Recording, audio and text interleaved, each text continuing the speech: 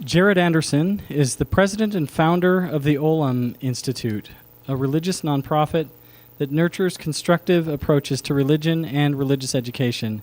His primary goal will be to establish religious humanism, first online and then in physical communities. Jared has taught religion courses over the past 10 years at Westminster College, the University of Utah, and the University of North Carolina at Chapel Hill, where he is currently completing his PhD. Really grateful that Jared can make it out today. Thanks. Okay, thank you very much. I am really glad to be presenting this right here. I've been incredibly impressed as I've listened to you all, and I'm glad to know you because, as with others, I want my presentation not to be a one-way presentation, but the beginning of a conversation. And I think it also flows well with several of the presentations. I want to propose what reverse engineering religion might look like. So first, a couple of my presuppositions. Religion is a cultural technology that co-evolved with Homo sapiens. It's at least as old as the cognitive revolution, and it has proved uniquely powerful, as I'll discuss in just a moment. It has been found, arguably, in every culture, and it maintains stubbornly, even frustratingly, pertinent in our lives. As I said, I intend this presentation to be part of a conversation. Every point I make will require careful exploration, extrapolation, debate, and nuance. Within the next month, I will have forums up at religioushumanism.org, and this is where I want to organically hash out what the details of reverse engineering religion would look like. Does this look familiar to any of you? When you were younger, I feel like disproportionately this audience would have made codes in elementary school, your own. Now, to create an artificial alphabet is different, of course, than creating your own language. And I feel like challenging someone, okay, invent a religion, come up with your own religion, would be on par with asking someone, okay, now invent your own language. Of course, there have been some fun and creative, Klingon and Elvish, and there are invented languages, but it's very, very difficult and far beyond the ability of most individuals. You need a lot of specialization, a lot of creativity. And I feel like when someone leaves the structure of organized religion, in a sense, they are being asked to invent their own religion. But we can't even handle an alphabet. We can't handle a new alphabet, let alone a new religion. So this is the International Phonetic Alphabet. It is fantastic. There is one and precisely one character for every possible sound. You can write every sound in every language on the planet in this. Here's an example of Alice in Wonderland in the International Phonetic Alphabet. But even though it's practically perfect, it's not practical. Because no one is going to learn, we can't even handle the metric system in America, let alone a perfect alphabet. So religion is incredibly powerful. In fact, every semester, I offer students an automatic A. First day of class, they can walk away with an A in the class if they can name any cultural institution more powerful than religion. It doesn't exist. Yes, on an individual level, for lots of us, religion may not be the most powerful influence in our lives, but culturally, historically, it is the most powerful force. And it motivates what could be called absurd or at least extreme investments of time and resources and anxiety. People worry about religion. It's an imagined reality that motivates tremendous investment. Now, religion, these slides are not working. I'm going to see if I can pull up my PDF really quick. Now, the problem is that religion is the most powerful technology that we have in the world, and yet it's aimed at the wrong targets. And that's a serious problem. So the tragedy of religion is that even though it motivates like nothing else, it motivates anxiety about things like butt sex, to be crass. When we are faced in the world with issues such as unsustainable use of resources, unsustainable systems, consumerism, pollution, waste, climate change, exploitations of human, animals, the planet, mass extinctions, conflict, war, terrorism, America also qualifies as terrorist with its drone strikes. Radical inequality, corruption, instability, disease, inadequate access to education, infrastructure, birth control. Even with all of these problems, because we are so focused on religion, a lot of people not only don't worry or don't think about these problems, they're barely aware of them, or they don't believe in them. Hold on one second. Where's the page? There, that should work.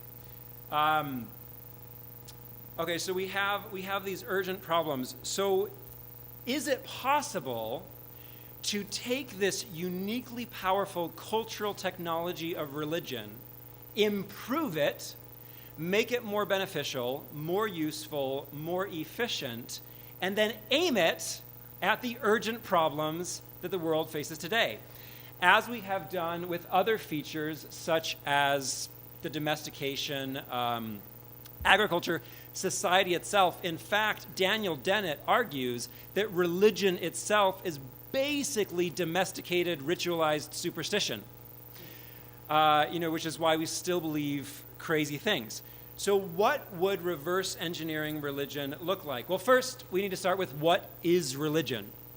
My proposal is that religion is an interconnected system of beliefs and rituals in the context of community with reference to a transcendent reality, usually an agent.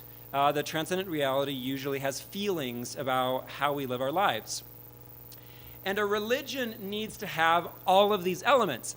Now, our culture is full of aspects that are almost religion. They motivate myths. They have ritualized behavior. They have superstitions. Sports is actually one of the closest near religions. In fact, a quarter of Americans believe that God determines the outcome of the Super Bowl.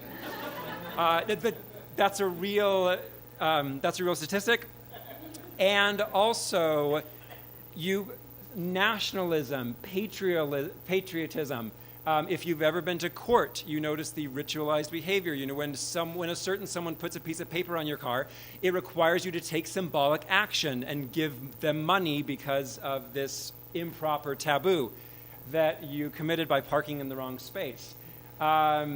Education is a near religion.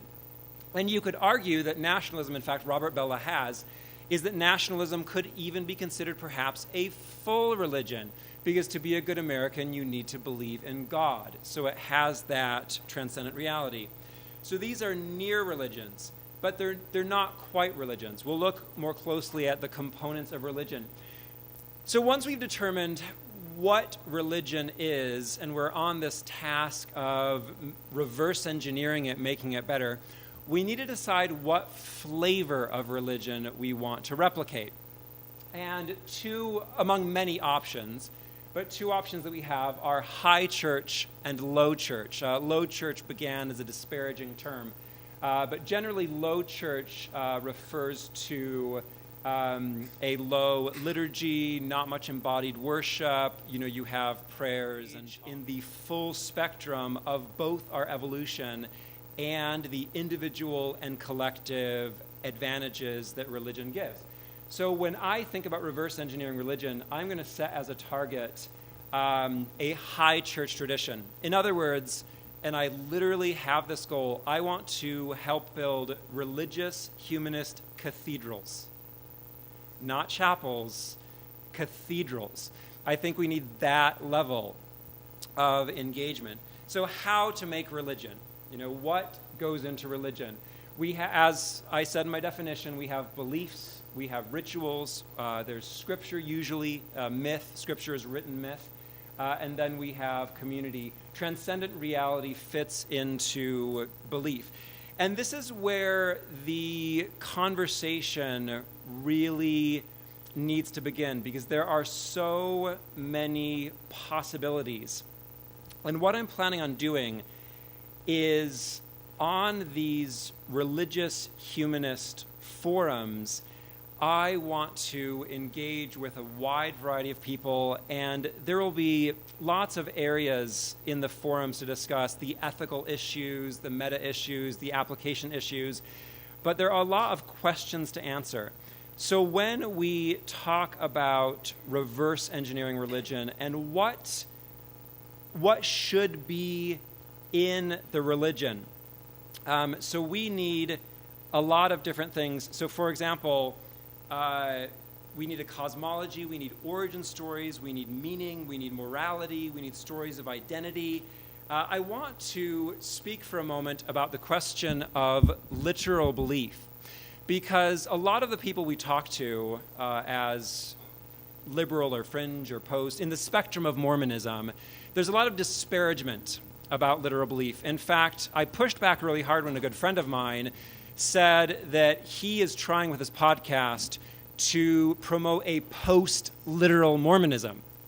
And I had a really hard time with that, because I asked him, I said, aren't you just affirming a new dogma? You're affirming a new target that everyone has to adhere to. And that's the same problem as people who say literal belief is the only way to believe in Mormonism. Now, I think the ideal technology of belief is one that allows for a spectrum of approaches depending on need, depending on personality. So, for example, literal belief does work that figurative belief just can't. So, for example, the placebo effect is dosed based on your belief, the authority of the person administering that placebo. And our physiology, Chelsea Shields does research on this, our physiology actually responds to our literal belief. I laugh when I see these pharmaceutical commercials where they're like, and the placebo effect helped in 40% of the cases, and our drug that makes you poop blood and may kill you helps in 50% of the cases. It's like, please, give me the sugar pill, and I want to have that amount of benefit. So what should be our target with what I will call religious humanism, which is this reversed engineered religion that I propose? I think that we do need literal belief. We need concrete, specific, engaged narratives that allow for literal belief, but do not require literal belief. Now, it's in human nature to give each other a hard time if people believe differently than you, but that's unavoidable. So to jump a little bit ahead, and I'll come back to this, one humanist denomination that I'll talk about is Earth Church. And Earth Church is religionized environmentalism, neo-paganism. And so Mother Earth, what is Mother Earth? Is Mother Earth an anthropomorphic goddess with a really great rack? Maybe. I mean, if that is the kind of Mother Earth that you believe in, that's great. Is Mother Earth literally the spirit of planet Earth? Maybe. That is one option. Is Mother Earth a symbol to remind us of the importance of environmentalism? Demonstrably, yes. And so it's this range of belief. So not only is there belief, but there has to be ritual. And there are so many wonderful questions when it comes to what should be in religion. I've also thought about a companion app, kind of like SimCity or something, where you need to design your own religion and see if the little Sims will follow your religion. But first, we need to have a conversation. What are the individual rituals? What are daily rituals? What are weekly rituals? What are yearly rituals? What are rites of passage? What do you do at birth? What do you do at maturity? What do you do at initiation? And what I mean by high church tradition is this is rigorous religion. One of the problems of religion, as Nathaniel said so well, is that we need to motivate people to do more than they themselves want to do. We need to motivate people because as human beings, we don't know what we want to do. We only know what we are glad to have done or regret to have done. Think about a workout routine or a challenging diet. In fact, as we look back, some of the most rewarding experiences of our lives are some of the most difficult experiences of our lives. And I think one of the greatest failings in American culture right now is the idolatry of individualism and the privilege of preference. So I think young Americans, they're not bad, they're not selfish, but they are very individualistic. And the idea is they want to do good on their own terms. They want to do good when they want to. And I think this is a major limitation of a lot of liberal organizations. So liberal organizations, and I'm drawing on Jonathan Haidt here, usually have superior ethics, fairness, and so forth, but conservative organizations get things done much better than liberal organizations do. So what I propose in religious humanism, if we can pull it off, is that we have a conservative structure and a conservative organization or framework with liberal ideas and conservative ideas at the same time. So what is Scripture? I'll get back to that in a moment. I'm thinking about if we were to reverse engineer Scripture, a quick moment about why I'm using the Christian or post-Christian terms, Bible, church, and so forth. I think Americans are the ones who most desperately need this new form of religion, and these words have entered our wider vocabulary. So a Bible needs, and there's going to be a Geek Bible that I really hope to present to Stan Lee, so we need to get on that. Geek Bible, Earth Bible, Life Bible, and so forth. So we need to talk about origins, virtues, morals, motivation, range of emotions, koans, parables, saints, heroes, commandments, legends, stories. We need creeds. These rigorous religions need community. What are the leaders? What is the hierarchy? What is worship, service, accountability? And again, this is what I mean by rigorous. And we'll get to this question with the dark side. The dark side of religion, and this is another limitation when it comes to these liberal ideals and liberal values, is, well, okay, heaven forbid we ask anyone to do more than they want to do, because that'd be bad. My thesis is that in order to get anything done, in order to address the urgent problems of today's world and human civilization may be hanging by a thread based on how well we can address these problems, it will require more horsepower than preference can engage. And yet all the conservative groups aren't even looking at these urgent problems. So I'm hoping with religious humanism to bring these together. I think that we need to embrace the totality of human experience. We need to embrace the dark side. We need to embrace in-group, out-group behavior, elitism, fear-based motivation, hell myths, dogma. Now, there are limits. I don't want anyone to die for religious humanism. I don't want anyone to kill for religious humanism. So I don't think religious humanism should be cult strength, even though I think it should be rigorous and high church.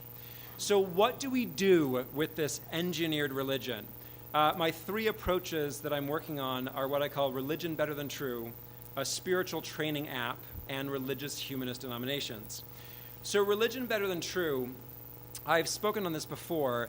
This is a hypothetical ideal version of existing religions that is created by a mediation dialogue between a former member atheist and a literal believing member of the religion, and they need to agree on their religion. And this is what Pope Francis is basically doing by himself, is that he is pushing Catholicism to its limits. In fact, I think maybe more atheists love Pope Francis than conservative Catholics love Francis. And I have a Sunday school podcast, Engaging Gospel Doctrine, where basically I teach humanism in Mormonese. And I've done it for 4 years. And sure enough, both literal believers and atheists love this podcast because it's TED Talks mingled with Scripture, and it sounds Mormon. So it's recognizable and it's distinctive. So a spiritual training app, I'm running out of time, but I literally want to develop this. It is a personalized, rigorous religion where there's a personality test and preference, and you choose your scripture, what are 5 texts that are meaningful to you, and you check in through social media. You ritually drink whatever your sacred beverage is, and then you check in, and you go to your sacred space. And finally, in conclusion, I want to realize humanist denominations, Life Church, which is religionized, again, high church, religionized education, science, Earth Church, religionized environmentalism, Geek Church, religionized popular culture, and then Tech Church, which this is a really good audience to first talk about that, which is religionized technology, transhumanism. And so this is what I want to spend my life doing, and you are ideal interlocutors to help make that happen. So thank you.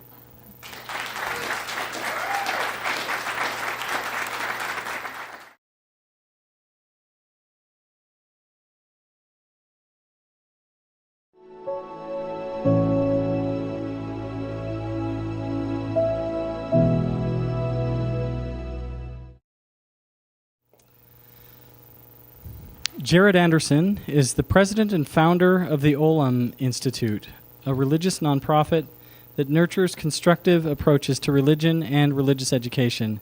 His primary goal will be to establish religious humanism, first online and then in physical communities. Jared has taught religion courses over the past 10 years. Every culture, and it maintains stubbornly, even frustratingly, pertinent in our lives. As I said, I intend this presentation to be part of a conversation. Every point I make will require careful exploration, extrapolation, debate, and nuance. Within the next month, I will have forums up at religioushumanism.org, and this is where I want to organically hash out what the details of reverse engineering religion would look like. Does this look familiar to any of you? When you were younger, I feel like disproportionately this audience would have made codes in elementary school, your own. Now, to create an artificial alphabet is different, of course, than creating your own language. And I feel like challenging someone, okay, invent a religion, come up with your own religion, would be on par with asking someone, okay, now invent your own language. Of course, there have been some fun and creative as well with several of the presentations. I want to propose what reverse engineering religion might look like. So first, a couple of my presuppositions. Religion is a cultural technology that co-evolved with Homo sapiens. It's at least as old as the cognitive revolution, and it has proved uniquely powerful, as I'll discuss in just a moment. It has been found arguably at Westminster College, the University of Utah, and the University of North Carolina at Chapel Hill, where he is currently completing his PhD. Really grateful that Jared can make it out today. Thanks. Okay, thank you very much. I am really glad to be presenting this right here. I've been incredibly impressed as I've listened to you all, and I'm glad to know you because, as with others, I want my presentation not to be a one-way presentation, but the beginning of a conversation. And I think it also flows